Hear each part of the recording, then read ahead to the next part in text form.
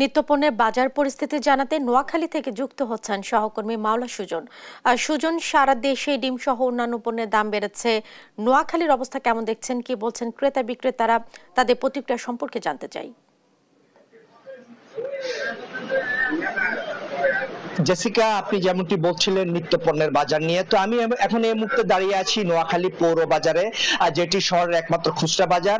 তো প্রথমে যদি শুরু করতে চাই নিত্য পণ্যের যে ডিমের বাজার নিয়ে, আসলে এই সপ্তাহ থেকে ডিমের বাজার অত্যন্ত অস্থিতিশীল পর্যায়ে রয়েছে।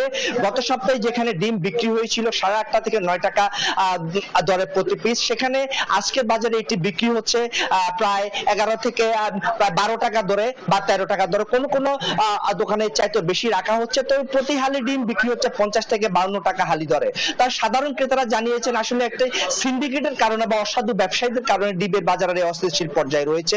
তার নিত্য পণ্য যদি অন্যান্য বাজার বলতে চাই, মুদি পণ্য যদি বলি যে চাল, ডাল, আটা, তেল, পেঁয়াজ, রসুন, আদা, মশলাপাতি, আসলে সবকিছুর দামেই বেড়েছে বলে অভিযোগ করেছেন ক্রেতারা। সবকিছু বাড়তি পর্যায়ে রয়েছে। একই সাথে সবজির বাজারও অস্থিতিশীল পর্যায়ে রয়েছে, দিন দিন সবজির বাজার বাড়ছে।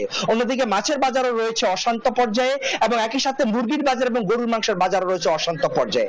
তো আমি এই বিষয়ে বাজার পরিস্থিতি নিয়ে এই বিষয়ে এখন কথা বলবো একজন সাধারণ ক্রেতার সাথে। তার কাছে জানতে চাইবো যে নিত্য পণ্যের যে বাজার, এই বাজার আপনি কি মনে করছেন বা কেমন দরদাম আপনি দেখছেন বলে মনে করেন? আসসালামু আলাইকুম। আসলে নিত্য প্রয়োজনীয় দ্রব্যমূল্য বলতে প্রসঙ্গে বলতে গেলে অত্যন্ত দুঃখ ভারাক্রান্ত মন নিয়ে বলতে হয়।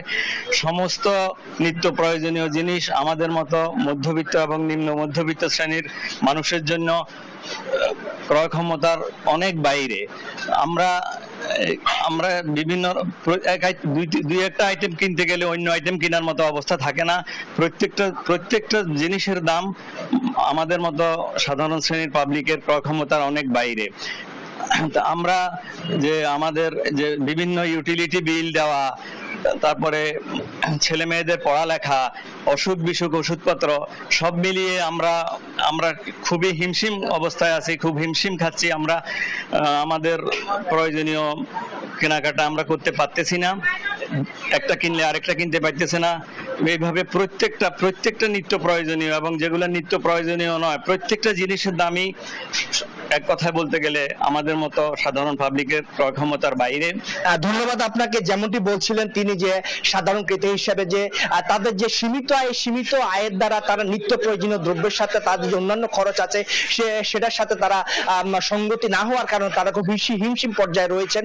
তারা চলতে খুব সমস্যা হচ্ছে বলে তিনি জানিয়েছেন। নিম্নবিত্ত, মধ্যবিত্ত এবং নিম্ন মধ্যবিত্ত তিনটে শ্রেণী খুব কষ্টে আছে বলে তিনি জানিয়েছেন। জেসিকা, এই হচ্ছে নোয়াখালী থেকে আমার কাছে সর্বশেষ।